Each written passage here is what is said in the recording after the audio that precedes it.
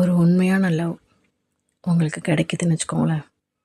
அவங்களுக்காக இந்த உலகத்தையே தலைகீழ மாற்றினா கூட தப்பே இல்லை.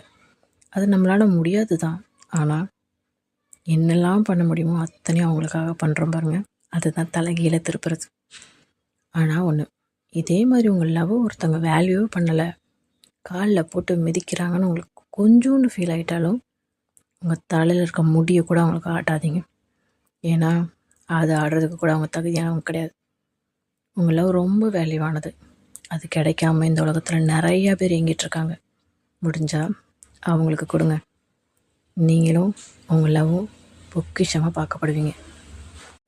உங்கள் வேல்யூவை அதிகப்படுத்தணும் அப்படின்னு உங்களுக்கு தோணுது அப்படின்னா அதை மதிக்கிறவங்களுக்கு மட்டும் கொடுங்க.